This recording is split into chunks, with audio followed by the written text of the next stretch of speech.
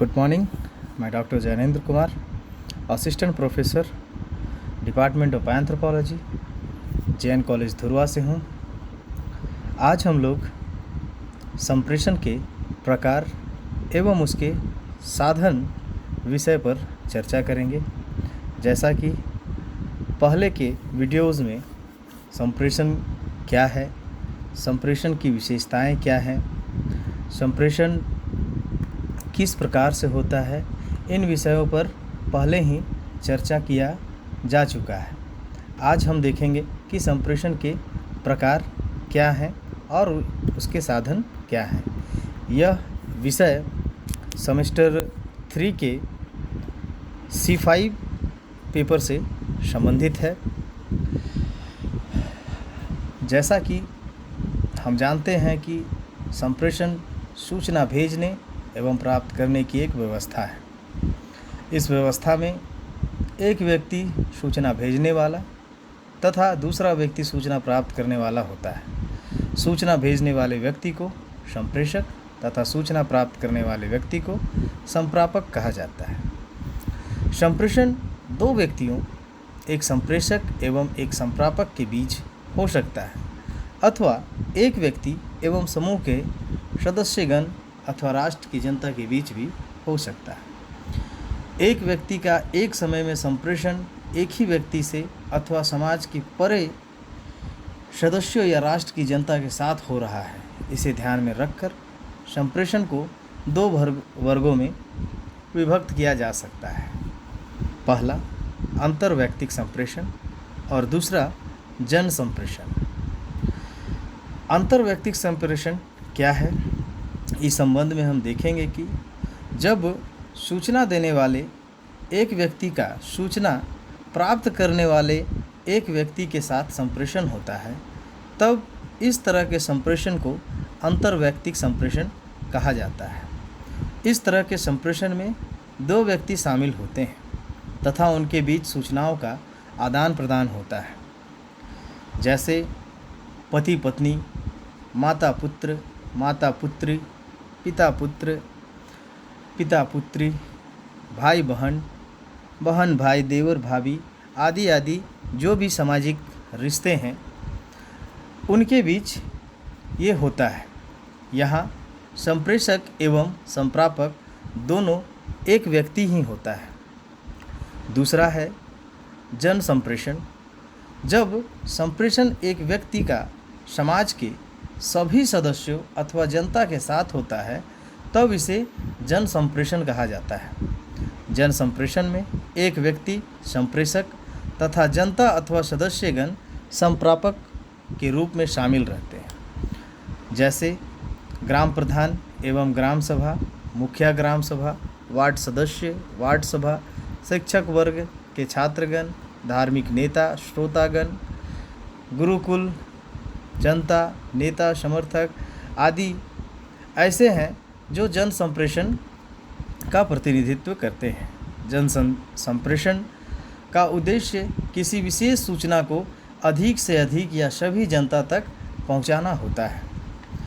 संप्रेषण समाज के सदस्यों के साथ हो रहा है अथवा समाज के बाहर के सदस्य के साथ हो रहा है, इसे ध्यान में रखकर संप्रेषण को दो वर्गों में विभाजित किया जा सकता है। जैसे पहला अंतः समूह संप्रेषण और दूसरा अंतर समूह संप्रेषण। अंतः समूह संप्रेषण, जब संप्रेषण एक समाज के सदस्यों के बीच होता है, तब इस तरह के संप्रेषण को अंतः समूह संप्रेषण कहा जाता है। जैसे परिवार, वंश समूह, ग्राम समूह, ग्राम समुदाय, जाति, जाति सभा, जाति पंचायत आदि। इस तरह के संप्रेषक में संप्रेषक तथा संप्रापक दोनों एक ही समूह के सदस्य होते हैं। दूसरा है अंतर समूह संप्रेषण।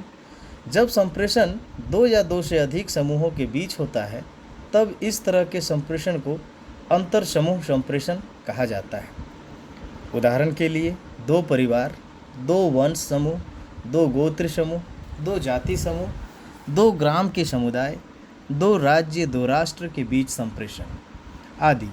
अतः समूह संप्रेषण आसानी से होता है क्योंकि यहाँ संप्रेषक तथा संप्रापक की भाषा बोली एक ही होती है। यहाँ दोनों संप्रेषण में भेजे जाने वाली सूचनाओं के गुप्त अर्थ को समझ लेते हैं। अंतर संप्रेषण जब विविध भाषाई समूहों के साथ होता है तब संप्रेषण के लिए एक संपर्क भाषा की आवश्यकता पड़ती है। इस संपर्क भाषा से संप्रेषक एवं संप्रापक दोनों अवगत रहते हैं। दोनों संकेतों के माध्यम से भेजे जाने वाली सूचनाओं के गुप्त अर्थ को समझ लेते हैं। संप्रेषण की विधि क्या है? यह स्वयं एक विधि है जिसके द्वारा सूचनाओं का आदान प्रदान होता है। इसके अंतर्गत दो प्रमुख विधियों का सहारा लिया जाता है। पहला अनौपचारिक विधि और दूसरा औपचारिक विधि। अनौपचारिक विधि इस तरह की विधि में संप्रेषक तथा संप्रापक के लिए समय, स्थान, विषय पहले से निर्धारित नहीं रहते। इस तरह के संप्रेषण परिवार, ग्राम सभा, पेशा समूह आदि की विशेषताएं हैं। पति पत्नी किसी भी विषय पर किसी भी समय संप्रेषण कर लेते हैं। परिवार के सदस्य खाते समय, नाश्ता करते समय, काम करते समय कभी भी किसी भी विषय पर संप्रेषण करते हैं। ग्राम समाज के लोग कहीं भी मिलने पर किसी भी समय पर किसी भी विषय पर आपस में संप्रेषण कर लेते हैं। उसी तरह मित्र समूह भी कहीं भी मिलने पर संप्रेषण किसी भी विषय पर कर लेते हैं। इस तरह का संप्रेषण कभी कुछ मिनटों तो कभी कुछ घंटों तक चलता रहता है। इस तरह के संप्रेषण में किसी तरह की औपचारिकता पूरी करने की आवश्यकता नहीं होती, ना मिलने की, ना समय की और ना ही विषय की। इसके विपरीत औपचारिक विधि है। औपचारिक विधि में संप्रेषण, संप्रेषक, संप्रापक, विषय, समय, स्थान सभी पूर्व निश्चित होते हैं। संप्रेषक एवं संप्रापक औपचारिकता का पालन करते हैं। इस विधि से औपचारिकता की सीमा में संप्रेषण किया जाता है। संप्रेषण समय पर शुरू होता है और समय पर खत्म हो जाता है। औपचारिक संप्रेषण ग्राम सभा, जाति सभा, विवाह, मृत्यु, भोज, पेशा, व्यवसाय, सेवा, शिक्षा, निमंत्रण, यह इसके उदाहरण हो सकते हैं। इसके संप्रेषण की कुछ तकनीकें हैं। जब संप्रेषक संप्रेषण के माध्यम से संप्रापक के पास सूचनाओं को भेजता है तब वह कुछ तकनीकों को व्यवहार में लाता है। ये तकनीक भाषाई संकेतों से जुड़ी रहती है। इन्हें दो श्रेणियों में विभाजित किया जा सकता है, जैसे पहला शाब्दिक तकनीक और दूसरा गैर शाब्दिक तकनीक।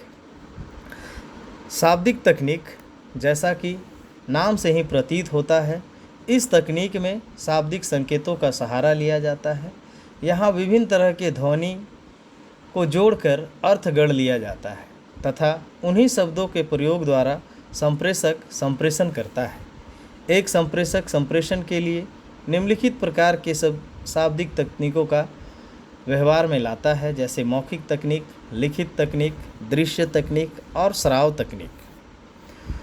मौखिक तकनीक, इस तकनीक में एक संप्रेषक अपने वाक्य अंगों के सहारे उच्चारण करके संप्रेषण करता है। उसे उच्चारित तकनीक भी कहा जा सकता है। इस तकनीक में एक संप्रेषक उच्चारण करके शब्दों को गढ़ता है तथा उन्हें व्यवस्थित ढंग से कहता है, जिसे संप्रेषित व्यक्ति सुनकर अर्थ लगाता है और समझता है। संप्रेषण की यह तकनीक सबसे सरल तकनीक है, लेकिन इसके लिए संप्रेषक एवं संप्रापक दोनों को एक दूसरे की बोली भाषा से परिचित होना चाहिए। मानव अपने उत्पत्ति काल से ही इस तकनीक का प्रयोग करते आया है। दूसरी प्रमुख तकनीक है लिखित तकनीक। संप्रेषण के लिए लिखित तकनीक का विकास बहुत ही बाद में हुआ, जब हमने वर्णमाला अक्षरों का आविष्कार करके सभ्य अवस्था में प्रवेश किया। उसी के साथ वर्णमालीय लेखन का विकास आरंभ हुआ। इस तकनीक में एक संप्रेषक अपनी सूचना को लिखित रूप देकर संप्रेषित व्यक्ति के पास भेजता है। यहाँ वह अपनी वाणी को लिखित रूप देता है। लिखित रूप देने के बाद वह सूचना से अलग नहीं हट सकता, लेकिन इस तरह के संप्रेषण के लिए संप्रेषक एवं संप्रेषित दोनों को साक्षर होना जरूरी है, नहीं तो उन्हें किसी साक्षर व्यक्ति का सहारा लेना पड़ता है। पत्र पत्रिका, लेख, पुस्तक, दस्तावेज, कार्यवाही पुस्तक आदि लिखित तकनीक से संप्रेषण के उदाहरण हैं। तीसरी प्रमुख तकनीक है दृश्य तकनीक। संप्रेषक संप्रेषण के लिए दृश्य तकनीक का सहारा लेता है। वह अपने संप्रेषण को सफल बनाने के लिए फोटोग्राफी, चित्र आदि दिखाकर संप्रेषित व्यक्ति को अपनी सूचना भेजने का प्रयास करता है तथा उसे समझाने का प्रयास करता है। तीसरी और चौथी प्रमुख है श्राव्य दृश्य तकनीक। इस तकनीक में एक संप्रेषक अपने संप्रेषण को सफल बनाने के लिए श्राव्य एवं दृश्य तकनीक का सहारा लेता है। वह अपनी बातों को कहकर या कहवाकर, दिखलाकर या दिखवाकर संप्रेषित व्यक्ति के पास भेजता है, जैसे radio, TV, internet, social site के उदाहरण हैं। तथा अंतिम तकनीक है गैर शाब्दिक तकनीक।